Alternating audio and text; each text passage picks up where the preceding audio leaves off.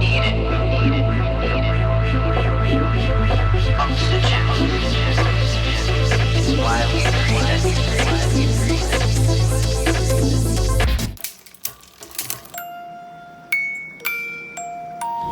Don't forget to follow Grit Daily News as well as me, your host, Loralyn Mears, everywhere on social media.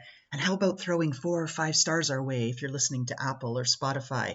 Subscribe to our show.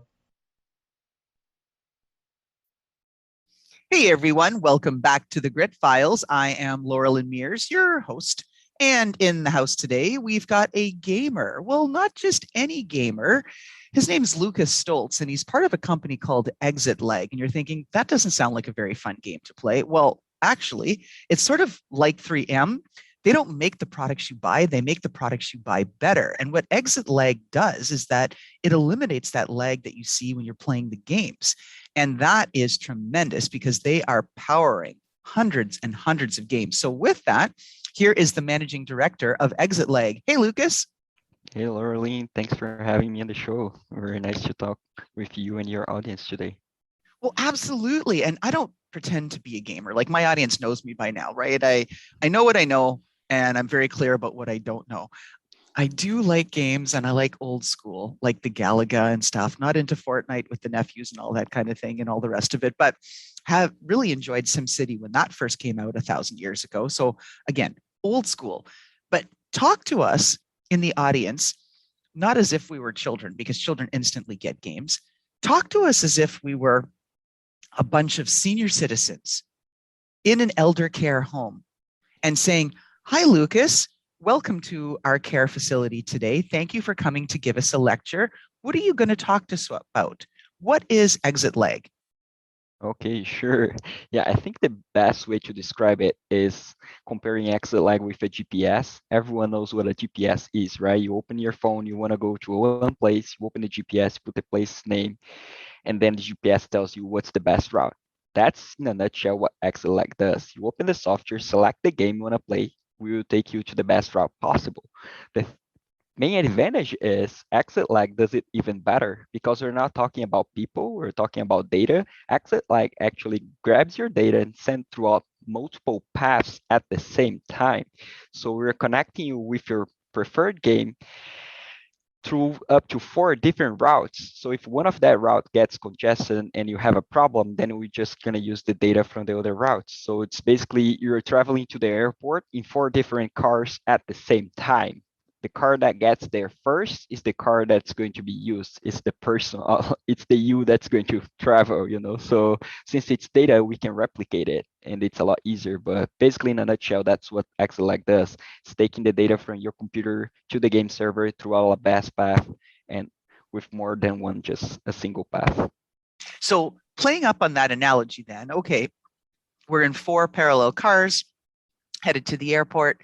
Am I with all of my baggage, or are you partitioning the data and the baggage across all 4 cars so that when I arrive, you have to reassemble it all?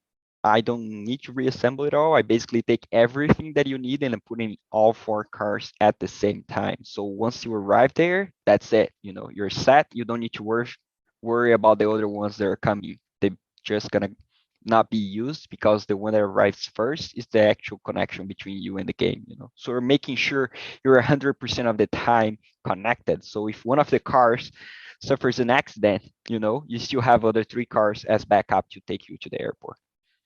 Awesome. So it's really 4 times the opportunities to get there faster. And that's an incredible thing too, with all that redundancy that's built in. What about with respect to then the cost and migration that's adding, moving all of that data around, replicating it 4 times and sending it? We have a lot of conversations here about the costs of certain cloud providers and things like that. How is that impacting cost? Well, it does add a little bit to the cost, but the thing is with games, you're talking about like real-time communication and the amount of data that's being sent from the player to the game, it's not that high that we cannot afford the cost of having multiple routes, you know? So basically we're talking about improving for the user and just taking the best routes possible to them, but it does add a little bit on cost for the company, but at the end of the day, the goal is to make sure everyone is connected to the best route possible. Plus, as somebody who said, I have not played Fortnite or things like that extensively, but I have sat with my nephews many, many, many hours at a time watching them play. And you can't really afford that microsecond or that millisecond where someone's coming up like, hey, look out, like as you're communicating on the little headsets and things, that there's some other bad guy that's coming to smoke you. So it's worth it for the couple of cents or pennies on the dollar, really, that it's adding by doing that replication of the data set. I get it. Exactly, yes. Like the internet was not built for gaming, real-time communication in the internet is still a problem nowadays, you still having like Zoom meetings that lags, still having like video calls that lags, so basically what we're trying to do is to level up the field and everyone is playing the best that they can be, so your nephew don't need to be worried about like connection dropping or anything. So if anything happens, as ExitLag is in the background, making sure you're connected throughout the best routes possible. Now let's talk about games. Again, I think I'm a good demographic for that. Clearly, I'm old. I didn't grow up playing video games. I mean, the first games I played were like Pong and Blip, right? Like, oh my God, it was amazing. This white dot moved its way slowly across the screen, and that was mesmerizing, right? Come a long way since then. But what I've seen trending is all of the sophistication that's going into the games. And I'm not talking about the graphics cards and all of that and the rendered reality. That's absolutely incredible. I'm talking about the learning potential, the sophistication, the applications into corporate training, into schooling, into virtual reality and understanding soft skills. All of that stuff is a whole different dimension. It's still all gaming, but it's not just shooting people. Maybe talk to us about how the industry has been evolving. Exactly, and you bring a good point, Lorraine. That's like community building, like how gamers get involved with people that have like same likings, and there's a lot of like development for younger kids that plays because they're actually developing their social skills at the same time, used to be in the past, you would be on your console or your computer playing on your own, and most of the time you wouldn't be playing or talking with friends directly. Nowadays, when you see kids playing, most of the time they're communicating, let's go left, let's go right, like they're all the time communicating with their friends, and without knowing it they're actually developing like their communication skills, the social skills, so there's a lot of like good development. And that's what I think like why it's pushing the industry so much forward, is because from the entertainment industries it's the only one that can bring communities together from anywhere in the world, and that's what so amazes about us with ExitLag working with gaming. We're actually present in 190 countries around the globe, so basically you're almost present in every single country around the globe. And that's what the gaming industry is, it's that communication level and that's community level globally, that you talk with people that are your friends, and sometimes you're playing with people that are from a different country and you don't even know it. I think it also speaks to the opportunity for cultural awareness, cultural cohesion, understanding differences, even understanding accents and recognizing, oh, okay, of how we're communicating, how we need to do this. I think it's fantastic that kids get exposure to people from all over the world. And if they're united through a shared interest in blowing up the same bad guy that they're targeting, well, okay, so be it, right? Exactly. Yes, it's amazing how to see like the beneficial the benefits of having kids playing around and communicating, like just involving, because a lot of people say, oh, my kids just stay at home. Staying at home doesn't mean that he's not practicing social skills anymore, because gaming has allowed and has evolved to this big community where people are talking all the time. So sometimes stay at home means that you're communicating more than when you're outside. So have you just given all of the young gamers out there the secret, well, really the secret to go tell their moms and say, Mom, you need to let me play all of these games longer because I'm building my social skills. Is that the secret? Exactly, yes. It's the leverage that they can use. I'm building my career. I want to be a gamer, or I'm just building my profile. That's what I have a younger brother, and that's what he tells me. That's what I'm gonna put on my LinkedIn, that I have all these years of experience gaming. So yeah. Talk to us about the size of the gaming industry. What percentage penetration does it have across the globe? Oh, Any stats? it's amazing to see, but I think we're past the 3 billion mark of people that play a game through either a cell phone, a computer, or a console. So yeah, if I'm not mistaken, it's 3 billion. Don't quote me on that, please. But if I'm not mistaken, that was the last news that I saw was like 3 billion people that actually play a game in some kind of device. So basically, just about everybody, Yeah, just about like right? half of the world. Yeah. Fantastic. All right, getting a little bit more personal then on things and getting away from the gaming industry questions. When I ask people that are in these tech roles about what keeps them going, I'm also very curious about what stops them. Like, what's your kryptonite, Lucas? What takes you out at the knees? When I can't solve a problem, I think that's like my biggest, I would say, probably kryptonite or whatever it is. It's like I am the kind of person that likes to solve all the problems, and my background is actually I was an engineer when I went to school first. So I developed my problem solving skills. So every time I got a problem, I gotta solve it. So when I can't, sometimes I lose like night of sleeps thinking about it and like, hey, what approach I need to take in order to solve it.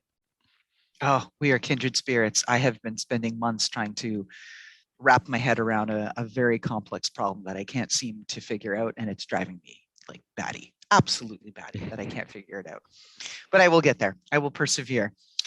And with respect to interacting and being in a gaming industry at a gaming company, what's it like? A lot of people are complaining about return to office. A lot of people have been complaining or now saying, well, now that I've had a taste of remote work, it's fantastic. Talk to us about talk to us about the dynamics in the workplace and what's changed from the demographics of who's there to how people are interacting to what's good, not good, or if anything had an impact with respect to the pandemic and what that did. Sure, yeah, that's a great question too. And I think ExitLag is one of the probably first companies that started remote work, because we actually have been remote from day one, and ExitLag has 12 years, so we were remote a lot before pandemic was a thing, so yeah, it's a different dynamic. It's definitely different than going to the office every day. I think brings a lot of benefits and challenges as well. So I see a lot of managers complaining about like they can't build a culture, they can't build a team without having the face interaction. And I feel like that's because they're used to something that's, I wouldn't say old, but used to be a standard, which is not a standard nowadays. A lot of people will require some kind of flexibility. Not everyone will be willing to go to the office every single day, and not everyone needs to be managed every single hour. So you don't need to be looking at what people are doing in order to manage them. So I feel like it asks a lot from especially people that are in charge, people that needs to create like culture, like we work a lot around our culture, around like making sure that everyone that works at Axelag actually feels that they work for a company, that they belong here, that they like to be here. So I feel like the pandemic actually helped because now there are a lot of more tools for people to use. Like now we have Microsoft Teams, Zooms, and all the other tools that created actually helped people to communicate, and do meetings online and do everything online pretty much. So for us, it basically didn't change anything. Pandemic started, pandemic ended. We kept going the same way. I think it actually benefited a little bit because now we have better tools. But from talking about the company culture and all that, I don't think we changed anything from the pandemic. But I see it as a challenge right now for a lot of people that are used to old standards. Well, you bring up a really good point, and an observation that I've been making is that everybody's trying to recreate the physical world in the virtual world. Even you look at the metaverse, Web3, all of this.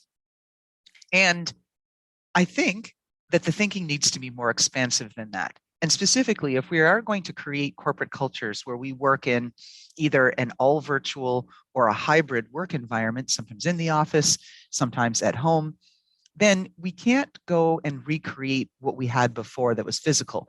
We need to start completely fresh thinking, fresh ideas, how we interact and what we do. I totally agree. I think like it's a limitation to think that things that work on the physical world will work the same way on the digital world. Like in the past, people complain about emails. Where I'm gonna send an email? I have texts, I have phone calls. I can just call the person. Why I would send an email? Email was a thing that was new to them. Nobody liked it at first. Very few people were enthusiastic about it, but it became a thing that nowadays is like an obligation. Everyone needs to have an email. It's one of the primary sources of communication between a lot of people. So I feel like going to a digital world, you gotta be open-minded to new standards, like you can't really try to replicate what you had before. And that's what I see like as a challenge. It's like the tools that you use to manage people in the office will be different now. So you can't just be the same person too, You're talking about a different environment. You also gotta be a different person there. You gotta evolve with different skill sets to accommodate for the changes on the environment. And that brings up a really good point. One of the new industries that have just absolutely skyrocketed as a result of the pandemic is tattleware. So, talking about new ways, fresh ideas, being able to do things, that companies are installing tattleware on their employees' laptops so they can track the number of keystrokes, the number of hours that they're looking at the screen, how active they are, the levels of productivity, all of that stuff. What do you think of that? Yeah, like I said, I don't think we should be doing that. I know it like we didn't did that in the past in the office. Now that people are at home, we should create an environment where people actually know what they're doing, and we should create, I would say, a workplace where people know what they need to do, not tracking how many keystrokes they do, because I can be typing my keyboard all day long and actually not doing anything. So I think, like I said, it's a new skill set that you need to have in order to manage the people that are working remotely. So us as managers, as leaders, we should evolve and develop new skill sets in order to create a new environment that people actually know what they should be doing, that they are not procrastinating at home. And even if they do, it's like finding the bad employees like you used to do in the office, like not going to the office doesn't mean that people will be 100% of the time working there. They could be taking a lot of bathroom breaks, a lot of coffee breaks, and not working at all. And you had to find those employees. The same thing applies to working remotely. You just gotta find the bad apples and take them away. That's right. There's always people that are clever enough to hack it. Like I saw some guy on YouTube that he set up something and it was this little device that was just like pack, pack, pack, pack on the keyboards. And he had a head that was there, a little mannequin. And so it looked like he was always in front of his screen, yet he was doing a full-time job for somebody else that he trusted more because he was really annoyed with the tattleware. And he said, Exactly. well, right? So, okay. Looking back, now, you've only been a recent grad and in this role for a few years, but if there's something that you could go back and undo, personally or professionally, you got to hit the undo button once. What would you undo, Lucas? I don't know. I don't think I have an answer to that question. I think everything that I did in the past brought me where I am today, and I don't think I would change a single thing. And the funny thing is, most people answer that, but then people start to think about it and go, yeah, maybe I wouldn't have divorced my last three wives or, or whatever else and something. So it's kind of everybody takes it a little bit differently. All right. So flipping gears a bit then and back into the dynamics of building a business, growing it, the fast pace that you guys are, that you're doing international. How do you manage it when you're trying to scale so quickly? How do you look at things and go, maybe we should slow this down, or you know what? It's time to even go faster. How do you make those kinds of decisions? Yeah, that's a tough question, Laurie. And I mean, there's different answers to when it comes to scaling, right? So it's very difficult, especially like for us, looking at where we have built and the countries that we reach, the amount of people that we've reached. It's like you gotta have a work balance where some things you need to prioritize, some things you need to slow down.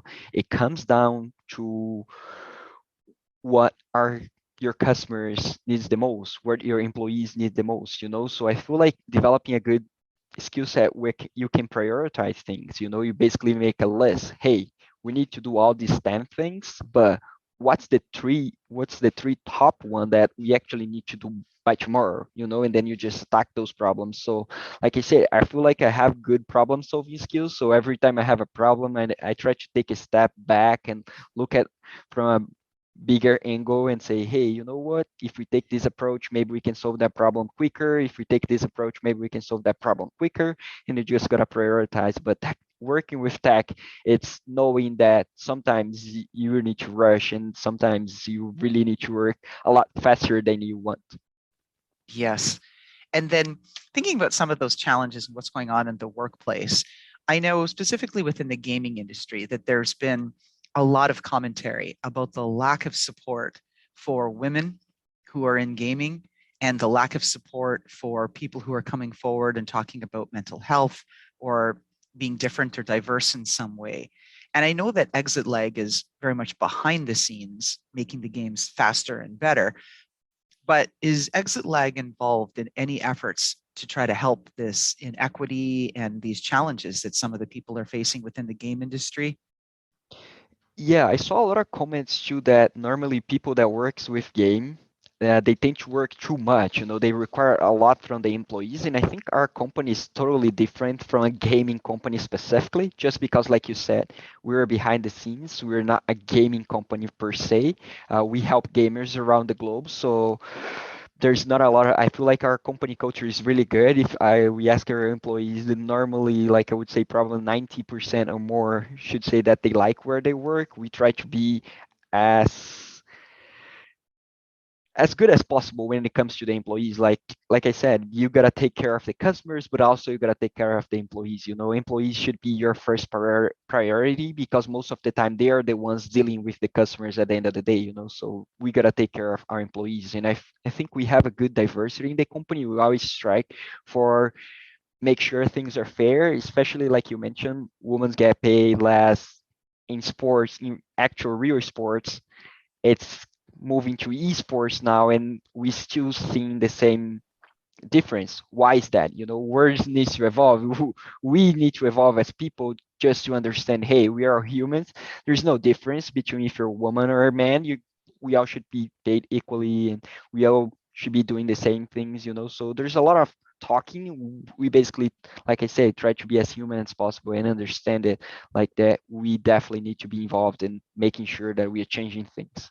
Oh, cheers to that. We're all humans. It doesn't matter what color, what flavor, what this, what that we are, right? Just are you human? Exactly. That's it. That's all that should matter. All right, last couple of questions here as we're wrapping up the podcast. So you're still early in your career, but if you look forward and you say, oh, 25 years from now, Lucas, we're at some big event, we're on some big stage, and everybody's opening up the Viv Clicquot and all the champagne bottle, corks are popping, and we're like, yay, Lucas Stoltze. What are we celebrating and toasting you for? What do you want that to be? Oh, 25 years from now, it's a lot of time. But if there's one thing that I want people to celebrate about me, it's the amount of impact that I did on people's life, because it's a quote that I take for life. It's if you hang out with me long enough, I will make sure you believe that you can do anything. And that's my approach to leadership. It's just empowering people to be the best versions of themselves. So if we're celebrating something, it should be that the amount of people that I help to be the best versions of themselves. Oh, I like that. Hold that vision close, Lucas. Keep it right here. I will. Thank you, Lauren. All right, last question. Now this one's fun and silly, but we ask it to everybody. If we got a chance to peek into your closet, which is based where? So we need to know what city you're in. I'm close to Chicago, like Okay. 30 minutes away from Chicago. All right. So if we got a peek into your closet in Chicago and we looked at your footwear and there was one pair of footwear there, shoes, boots, whatever it is, that represented the personality of Lucas Stoltze and your values and who you are, you said, yeah, those shoes, those are like 100% Lucas. Describe that footwear to us and why they are you. Uh, that's a tough question. That I I know, I'm want. just trying to here to mess you up. That's where I'm here. Yeah. Yeah, but I don't know. Any kind of like sports shoes, like imagine a standard Nike, white for sure. I don't know why, but I like white tennis. They just, it's hard because they get dirty very quick, but I like it, and I always liked it since I was a kid. I liked like white shoes, so it would be a white shoes, probably a white pair of Nikes with like a black Nike logo on it, and that's it. I'm very simple. Like there's not a lot of like things that I would have in my shoes, but so basically a standard like gym shoes that you see people going to the gym, but it would be white for sure. I like it. Black and white, right? Nothing gray, very clear. This is what I am. This is take it E- as you see it, right? Exactly. Oh, I like it. And there's a really good hack for getting the sneakers clean, right? The magic eraser. Oh, I never heard of it. Oh, Lucas, I just saved you a lot of frustration. So, go in the cleaning aisle. They have that product by Procter and Gamble, Magic Eraser. It's that white weird sponge that disappears as you use it. It's really freaky because I don't know where the molecules go, but that's a whole, topic for another show. But use that. Oh, good Oh my as new. gosh. Thanks, Lorraine. I'll definitely look into it. I never Oh, heard of it. That's good. Yeah. Normally it's like the hard part of having white shoes. It's cleaning them up. So I'll take the advice for sure. that's right. And you can just put even like a chunk of the sponge in your laptop bag or whatever and just have it in there. And all you need is like just a drop of water and you erase the scuff. It's gone. Nice. Gone. Yeah, it's fabulous. All right. With that, Lucas Stoltze, Managing Director of ExitLag, making games go faster. Thank you so much for being on our show today. Thanks, Lorraine. It was a pleasure to meet and talk to you. And how about that fantastic intro by Touch Circle?